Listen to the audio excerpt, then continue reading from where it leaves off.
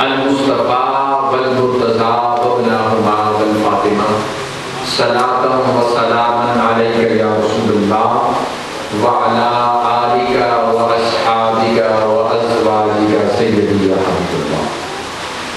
واجب التعظیم قابل تکریم معزز عزیزان گرامی قدر انتہائی واجب الاحترام جناب صاحبزادہ سید میر حسین شاہ صاحب رحمۃ اللہ برکاتہ، اللہ رب العزت کے فضل و کرم اور نبی کائنات فخر موجودات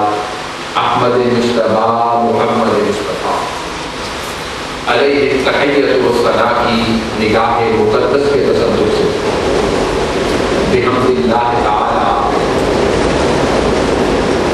نماز جمعہ کے لیے ہم سب حاضر ہیں۔ اس نسبت سے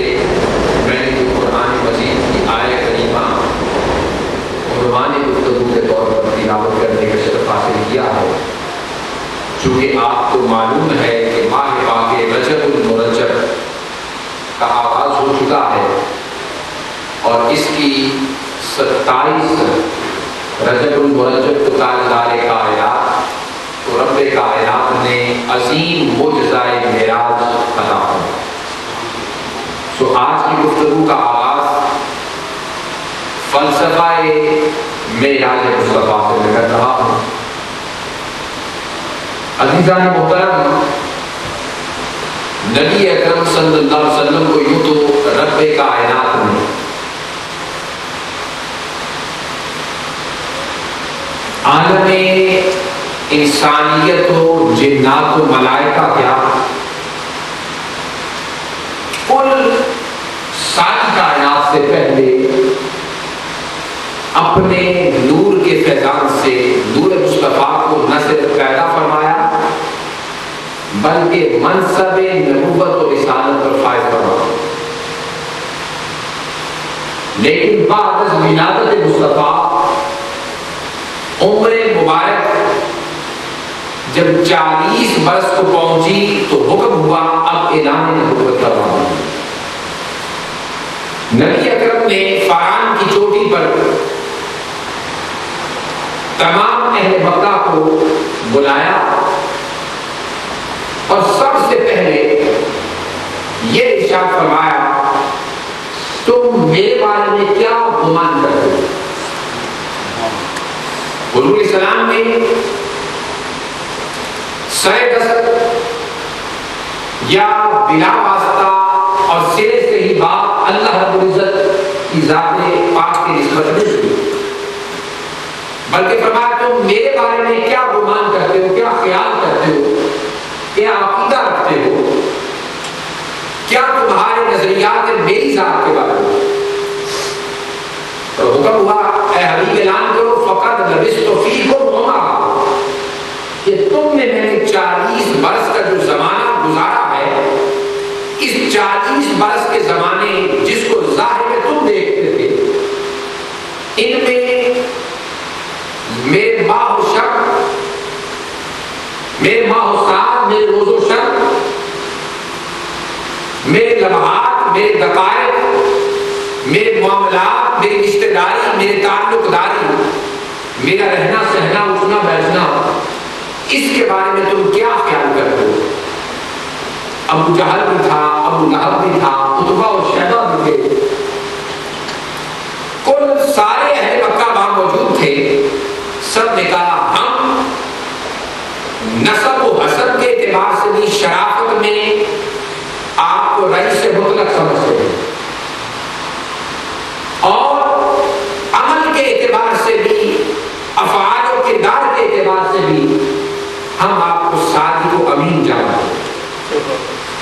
جب حضور السلام کی نسبت یہ دونوں باتیں انہوں نے جواب کہہ دی تو حضور نے فرمایا اگر میں تم سے کہوں کہ جس پہاڑ پر ہم کھڑے ہیں اس کی دوسری جانب ایک لشکر آ رہا ہے، کیا تم اس لشکر کے بارے میں تصویر کرو؟ انہوں نے کہا آپ نے کبھی جھوٹ نہیں بولا، کبھی امانت میں خیانت نہیں کی، کبھی دغابازی نہیں کی، کوئی بھی عیب آپ میں نہیں ہے، تو آپ کی زبان سے ہی ہم یقین کر لیں کہ لشکر آ رہا ہے، قافلہ گزر رہا ہے۔ تو حضور نے فرمایا اگر میں کہوں کہ کل ساری کائنات کا خالق، مالک، رب، معبود حقیقی ایک اللہ ہے، تو کیا اس بات کو یقین کرو؟ اس بات سے وہ لوگ بگڑ گئے، اس بات سے وہ لوگ بگڑ گئے اور کہنے لگے حضور کی شان میں گستاخی کرتے ہوئے، کیا آپ نے ہمیں اس مقصد کے لیے بلایا تھا، اس کام کے لیے بلایا تھا؟ کیسے ہم اپنے آباء و اجداد کے دین و مذہب کو چھوڑ دیں؟ لیکن نقطہ قابل توجہ ہے وہ یہ کہ اہل مکہ 360 بتوں کو پوچھتے تھے، لیکن نبی کی ذات کے بارے میں عقیدہ ان کا بھی پختہ تھا۔ ذات اقدس مصطفیٰ کو وہ بھی صادق اور امین جانتے تھے، ذات اقدس مصطفیٰ کے حسن اور نسب پر وہ بھی یقین رکھتے تھے، لیکن کفر کے پردے ان کے دلوں پر چھائے ہوئے تھے، شرک کی گھٹا ان کے باطن کو گھیرے ہوئے تھی، جس کی وجہ سے ایمان میں تعامل کرنے لگے، لیکن ذات اقدس مصطفیٰ کی نسبت وہ بھی ایمان رکھتے تھے۔ اب حضور صلی اللہ علیہ وسلم کی شان میں گستاخی کرتے جب چلے گئے، اس کے بعد سیدنا ابو طالب نے حضور صلی اللہ علیہ وسلم کو جب رنجیدہ حالت دیکھا تو فرمایا بیٹا گھبرانے کی ضرورت نہیں، جو تو کہہ رہا ہے یہ بالکل سچ اور حق ہے، لہذا پہلے تو نے ان کو فاران کی چوٹی پر بلایا تھا، اب میں اپنے گھر میں دعوت رکھتا ہوں، بکری کو ذبح کرتا ہوں، کھانا پکاتا ہوں، دعوت کرتا ہوں، اور تم انہیں بلاؤ اور بلا کر کھانا کھلاؤ اور اللہ کی وحدانیت اور اپنی رسالت کے بارے میں بتاؤ۔ اس کے بعد یہ دوسری دعوت اسلام ہوئی اور دعوت تبلیغ ہوئی، وہاں آئے، دعوت ہوئی، کھانا کھلایا گیا، پھر حضور صلی اللہ علیہ وسلم نے دوبارہ انہیں دعوت دین دی۔ وقت گزر گیا، حتیٰ کہ مسلمانوں کی تعداد 4-5 کے قریب ہو گئی۔ سب سے پہلے جناب صدیق اکبر مردوں،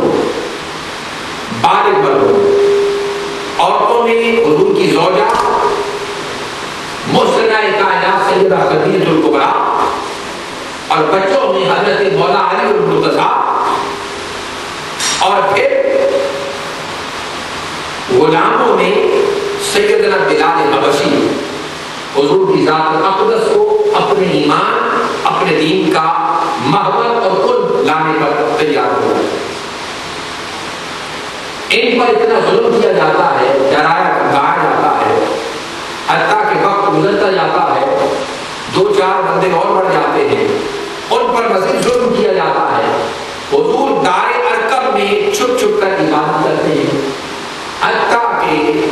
32 اور 33 کے لگ بھگ مسلمانوں کی تعداد ہو جاتی ہے، لیکن پھر بھی چھپ کر عبادت کی جاتی ہے،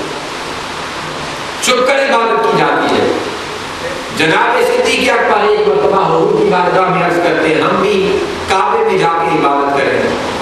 حضور صلی اللہ علیہ وسلم جناب صدیق اکبر کی بات کو ٹالتے نہیں، مان جاتے ہیں، تو وہاں جا کر تبلیغ اور عبادت کرنے کی پاداش میں حضور کی ذات پر، صحابہ پر جو ظلم و ستم ہوا، تاریخ کے اوراق میں وہ موجود ہے۔ حتیٰ کہ جب تاجدار کائنات کو صحابہ اپنے گھیرے میں لے کر بامن و حفاظت دار ارقم میں پہنچا دیتے ہیں، تو اہل مکہ نبی اکرم صلی اللہ علیہ وسلم پر یہ ظلم و ستم بھی کرنے سے گریز نہیں کرتے کہ حضور کے ساتھ معاشی، سیاسی، سماج کی ہر قسم کا مقاطعہ کرتے جاتا ہے، حتیٰ کہ نبی اکرم شعبہ ابی طالب میں محصور ہو جاتے 3 سال کے لیے۔ جناب سیدہ فاطمہ الزہرا اس وقت چھوٹی بچی ہے، تاجدار کائنات ادھر موجود ہے، حضرت